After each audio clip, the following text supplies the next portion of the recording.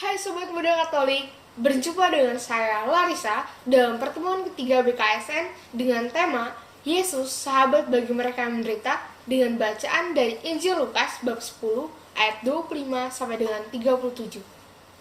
Sobat Muda, di era pandemi ini begitu banyak penderitaan yang terjadi di segala aspek masyarakat. Banyak pekerja yang kehilangan pekerjaannya, banyak tenaga medis yang harus tumbang dan bahkan harus jauh dari keluarganya, banyak teman-teman kita yang sakit atau kehilangan keluarganya, dan bahkan banyak teman-teman kita yang mengalami kesulitan ekonomi di era pandemi ini. Begitu banyak penderitaan yang terjadi di era pandemi ini yang patut menjadi perhatian kita sebagai sobat muda. Tema kita hari ini memiliki korelasi dengan apa yang saya utarakan tadi, yaitu Yesus adalah sahabat bagi mereka yang menderita. Di mana korelasinya? Di era pandemi ini banyak penderitaan yang terjadi. Namun, perlu diingat bahwa Yesus adalah teman bagi mereka yang menderita. Dan ia selalu ada bagi mereka yang menderita. Maka dari itu, diharapkan dalam renungan ini, kita menjadi lebih peka terhadap orang-orang di sekitar kita. Di dalam situasi yang sulit ini, kita membutuhkan satu sama lain untuk bertahan. Kita perlu menolong orang lain tanpa memandang status sosial, politik, ekonomi, budaya, dan agama. Pada pertemuan ini kita diajak untuk mendalami, merenungkan, dan mencari pesan dari Lukas 10 ayat 25 sampai dengan 37 tentang orang Samaria yang baik hati. Melalui perumpamaan ini kita diajak untuk melihat sosok Yesus sebagai sahabat bagi setiap orang yang menderita. Kita tidak boleh mengejek, menjelekkan, dan menjatuhkan teman-teman kita yang mengalami kesusahan. Sebaliknya, kita diajak untuk meneladani Yesus yang peduli dan memperhatikan orang-orang yang mengalami kesusahan dengan penuh kasih sayang. Mari kita buka kitab kita masing-masing dari Injil Lukas ayat 10 bab 25 sampai dengan 37. Simak baik-baik ya, karena setelah ini kita akan main tebak-tebakan.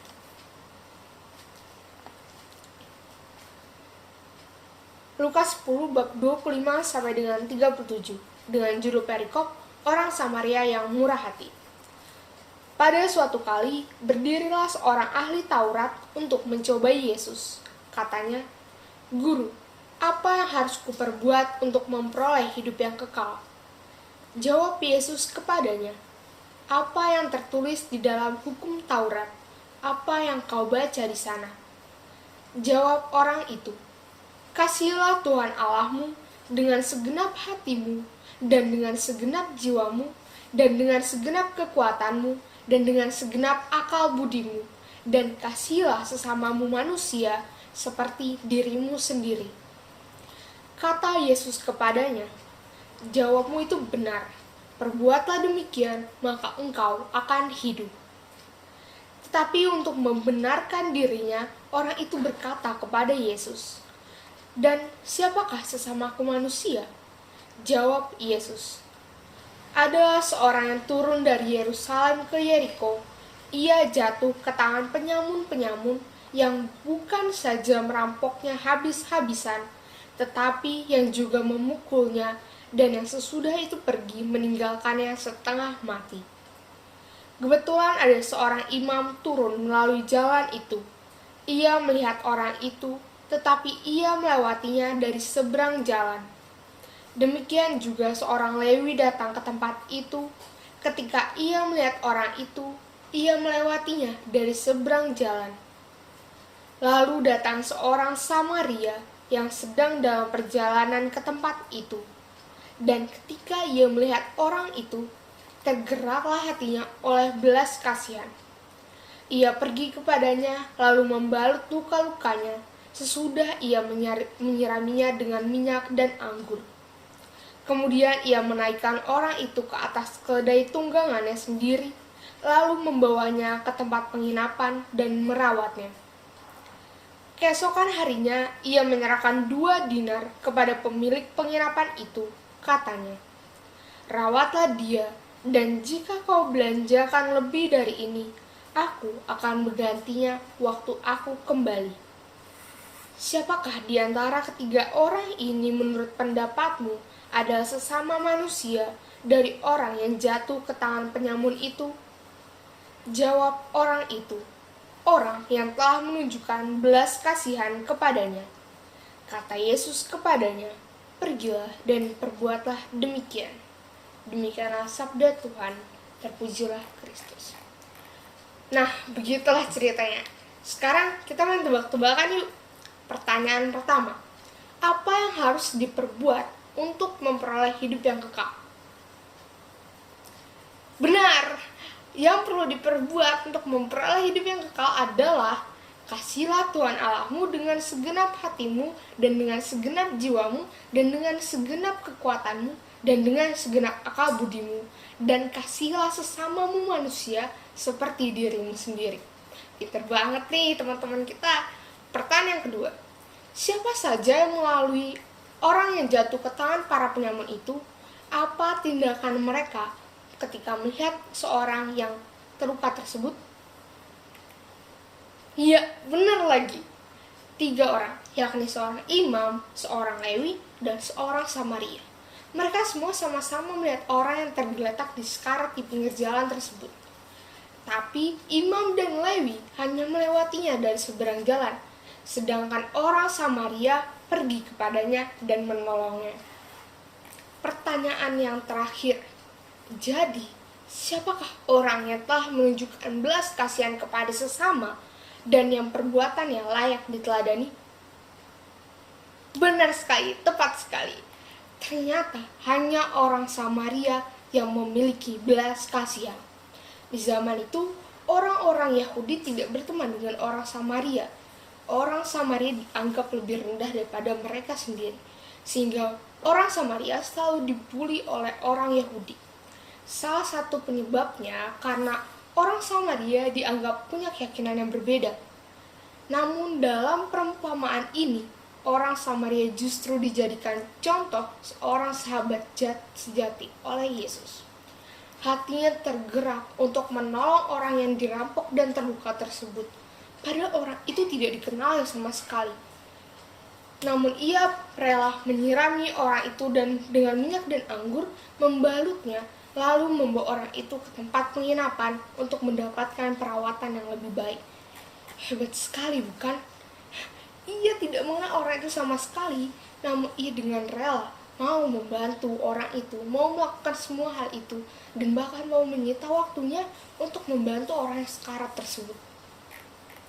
Belas kasihan membuat orang Samaria ini mengutamakan keselamatan dan kesembuhan si korban, sehingga untuk sementara menyingkirkan urusan-urusan pribadinya. Kasih perlu dibuktikan dengan tindakan nyata dan perbuatan. Seringkali berbagai alasan seperti kesibukan pribadi kita jadikan pembenaran untuk tidak melakukan perbuatan kasih. Sesungguhnya kasih tidak ditentukan oleh keadaan di luar kita, tetapi oleh keputusan di dalam diri kita sendiri. Semakin kita dekat dengan sumber kasih sejati, yaitu Yesus, semakin besar kasih yang ada di dalam diri kita. Semakin kita bersahabat dengan erat dengan Yesus, semakin kita mengenal sifat dan kebiasaan Yesus sebagai sang sumber kasih. Maka dari itu, sobat muda yang terkasih, di era pandemi ini kita perlu membantu satu sama lain, sama seperti orang Samaria yang mau membantu sesamanya. Hal sangat mudah seperti memakai masker, tetap di rumah, menjaga jarak, adalah bentuk kasih kita kepada orang lain. Jika kita melakukan semua itu, artinya kita sadar dan mau peduli terhadap orang-orang di sekitar kita. Tindakan tersebut adalah sebuah bentuk pencegahan COVID-19, sehingga akan mengurangi penderitaan sesama kita yang terdampak pandemi. Marilah kita menjadikan sosok orang Samaria sebagai contoh untuk membantu dan mengasihi sesama kita.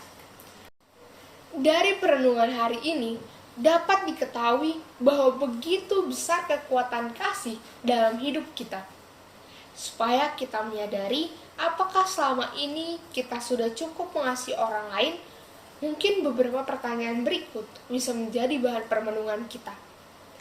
Pertanyaan yang pertama, apakah aku sudah menjadikan Yesus sebagai sahabat sejatiku dengan mendekatkan diri kepadanya?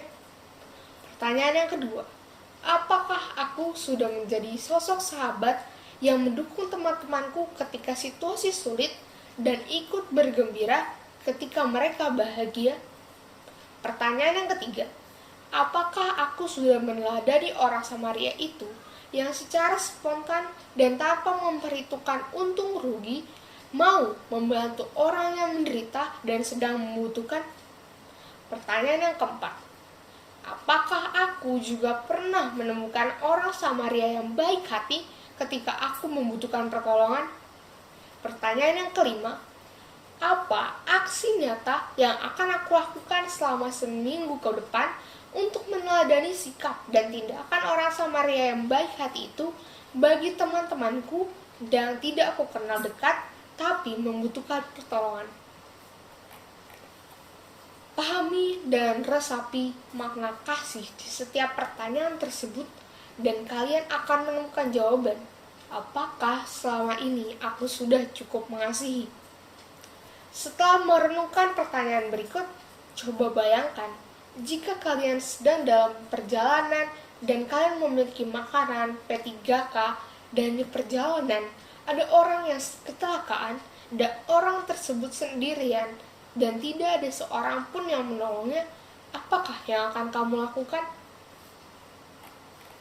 Sekian permenungan kita pada pertemuan ketiga BKSN hari ini. Semoga dengan pertemuan ini, sobat muda dapat meneladani Yesus menjadi sahabat bagi mereka yang menderita. Selamat mencoba, Tuhan memberkati. Yeah.